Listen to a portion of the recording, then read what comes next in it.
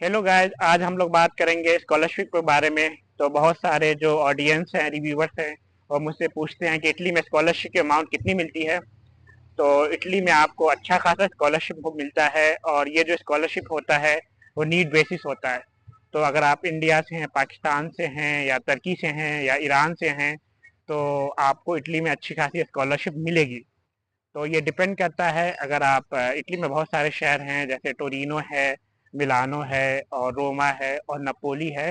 तो जितनी सारी सिटी है और जो रीजन्स है, लाइक कंपानिया, लंबार्डिया, तस्काना, वेनेतो, सारे रीजन की अलग अलग स्कॉलरशिप अमाउंट होती है।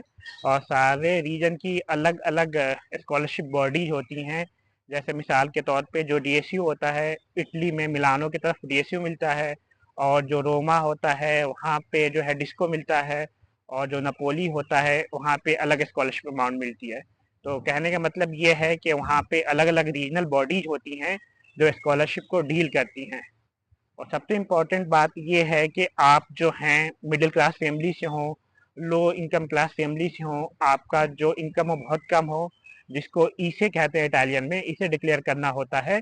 और इसे पेरिफिकातो डिक्लेयर करना होता है, जो कास्ट के थ्रू बनता है। या कई बार इंडिया से भी लोग बनवा के लाते हैं, जो आपका इनकम सर्टिफिकेट होता है कि मेरी फैमिली, फादर मदर की इनकम कितनी है, और उसमें फैमिली मेंबर्स कितने हैं। तो आप स्कॉलरशिप ले सकते हैं, लेकिन उसके लिए आपको इंश्योर करना है कि आप लो क्लास फैमिली से हो, मिडिल क्लास फैमिली से हो, तो आप बिल्कुल स्कॉलरशिप ले सकते हैं। उसके लिए आपको डॉक्यूमेंटेशन करना होगा। रोमा या नपोली, ये सारे रीजन में आपको चेक करना होगा कि आपको कौन कौन से डॉक्यूमेंट बनाते हैं। उसके लिए मैं रीजन वाइज आगे के वीडियोज में बताऊंगा, या डॉक्यूमेंट की लिस्ट जो है डिस्क्रिप्शन में लिख दूंगा कि आपको ये डॉक्यूमेंट बनवाने हैं और स्कॉलरशिप मिलना है। तो आप खुश हो जाइए अगर आप अब्रॉड स्टडी के लिए इटली के लिए अप्लाई करना चाहते हैं, पॉलिटेक्निको डी मिलानो आना चाहते हैं, पॉलिटेक्निक डी टोरिनो आना चाहते हैं, नापोली फेडरिको आना चाहते हैं, सेपिंजा यूनिवर्सिटी आना चाहते हैं, यूनिवर्सिटी ऑफ पादुआ आना चाहते हैं, यूनिवर्सिटी ऑफ वेनेतो आना चाहते हैं, यूनिवर्सिटी ऑफ कंपानी आना चाहते हैं, हर जगह आपको स्कॉलरशिप मिलेगी। लेकिन उसके लिए याद रखें, इनकम आपका बहुत कम हो, लो या मिडिल क्लास इनकम फैमिली हो, तो इटली में आपको मिलती है स्कॉलरशिप नीड बेसिस। दूसरी बात यह है कि आपको स्कॉलरशिप में एक चीज़ बहुत इंपॉर्टेंट है, आपको खाने का भी ज़्यादातर जगह कूपन मिल जाता है मेंसा। जो अमाउंट डिपेंड करता है 5 यूरो या 8 यूरो, 12 यूरो, ये यूनिवर्सिटी टू यूनिवर्सिटी डिपेंड करता है। तो 5 यूरो या 8 यूरो या 12 यूरो आपको मिलेगा कूपन, जिससे आप खा सकते हैं पिज्ज़ा, और कई बार ग्रोसरी से भी सामान खरीद सकते हैं। तो ये डिपेंड करता है कि आप कौन सी यूनिवर्सिटी में हैं, कौन से रीजन में हैं, लेकिन आपको कूपन मिलेगा जिससे आप खा पी सकते हैं।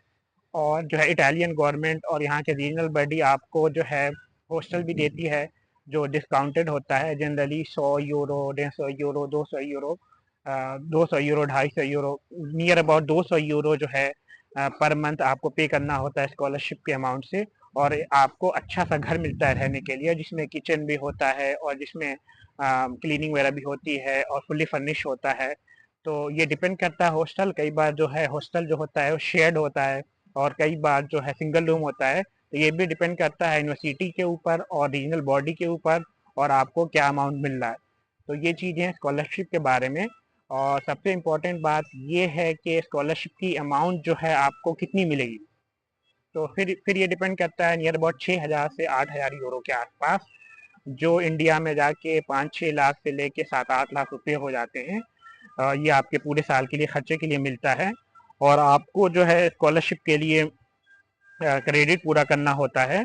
और मिसाल के तौर पे 8,000 यूरो मिलते हैं आपको, तो जो 8,000 यूरो मिलते हैं वो 4,000 एक बार मिलेगा, या 4,000 अगली बार मिलेगा, 2 इंस्टॉलमेंट में मिलता है।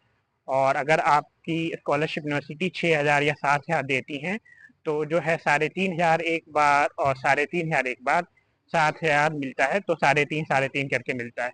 तो ये जो यूरो होते हैं, एक अहम सवाल ये है, क्या ये 7,000 या 8,000 या 6,000 यूरो आपके साल के खर्चे के लिए काफ़ी है। तो आपकी लाइफ स्टाइल पे डिपेंड करता है। आप ज़्यादातर खाना बाहर खाते हैं, घर पे खाना बनाते हैं। तो अगर आप घर पे खाना बनाते हैं तो ये मोर देन सफिशिएंट है। आप इसमें सेविंग भी कर सकते हैं। इंडिया 7-8 लाख रुपये बहुत होते हैं, बहुत सारे लोगों की इंडिया में इतनी सैलरी होती है। तो मोर देन इनफ होता है खर्चे के लिए 7-8 हज़ार यूरो, और आपको कूपन भी मिलता है और आपको हॉस्टल भी मिलता है। चलिए अब बात करते हैं स्कॉलरशिप के लिए आप बचाते कैसे हैं। तो हर यूनिवर्सिटी के लिए मिसाल के तौर पे आप पाथिनो में स्टूडेंट हैं, नपोली फेडिको में स्टूडेंट हैं, यूनिवर्सिटी के बहुत स्ट्रिक्ट रूल्स और क्राइटेरिया होता है। आपको 20 क्रेडिट एक सेमेस्टर में या 40 क्रेडिट पूरे साल में पूरा करना होता है, तब आप अगले साल के एलिजिबल होते हैं।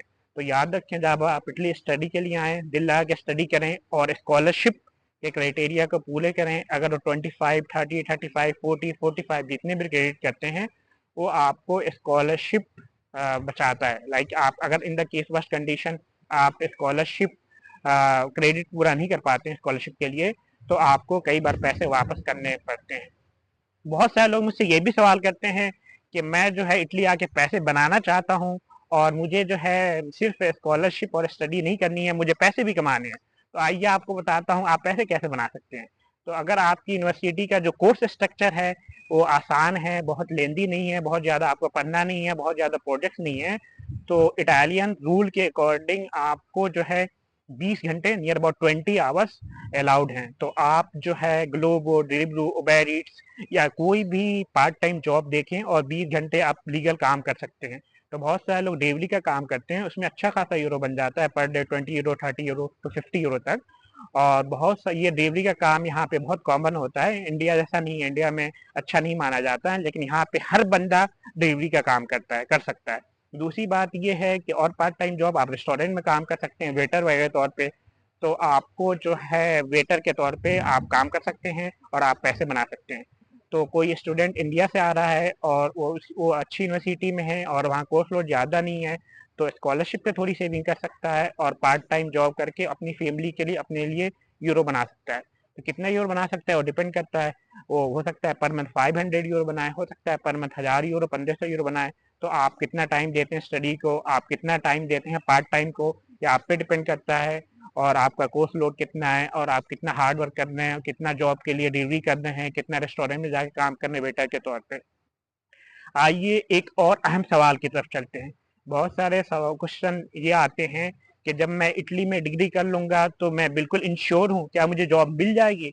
देखिए, ये जो सवाल जो है थोड़ा पेचीदा है। आपको जब डिग्री कर लेंगे आप, तो बिल्कुल ये पक्की बात नहीं है कि आपकी जॉब मिले, डिपेंड करता है। मिसाल के तौर पे आप किसी कोर्स में, ऐसे कोर्स में हो जो 1 साल या 2 साल का हो और आप उस कोर्स के लिए इटालियन लैंग्वेज मैंडेटरी है मार्केट में, तो आपको स्ट्रगल करना पड़ेगा, आपको इटालियन लैंग्वेज सीखना पड़ेगा।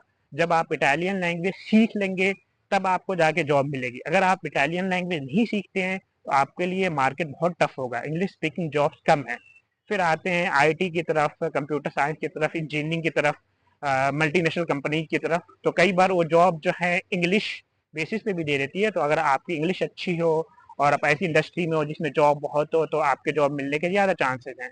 और अगर आपका फील्ड ऐसा हो जिसमें इटली में जॉब्स बहुत कम हो, तो इस बात के भी चांसेस है आपको जॉब बिल्कुल नहीं मिले। तो ये डिपेंड करता है आपका फील्ड कौन सा है, उसकी मार्केट, जॉब मार्केट और डिमांड कैसी है, और उसके बाद आपके पास स्किल सेट है। यकीनी तौर पे अगर आपको इटालियन लैंग्वेज आती है तो आपको जॉब के बहुत ज़्यादा चांसेस होंगे, आप मार्केट से जॉब ले सकते हैं। तो जब आप इंडिया से या किसी भी इंटरनेशनल कंट्री से आप बिलोंग करते हैं और इटली ट्रैवल करने का प्लान करते हैं, तो खूब अच्छे से सोचें, खूब अच्छे से प्लान करें और ऐसी डिग्री में दाखिला लें जिसमें जॉब हो। क्योंकि आप जब डिग्री कर लेते हैं और आपको जॉब नहीं मिलती है तो परेशानी होती है बंदों को। तो जॉब सर्च परमिट के बारे में मैं एक डिटेल वीडियो बनाऊंगा कि जब आप डिग्री कर लेते हैं तो जॉब सर्च परमिट के लिए कैसे अप्लाई करना है। तो आज के लिए इतना ही।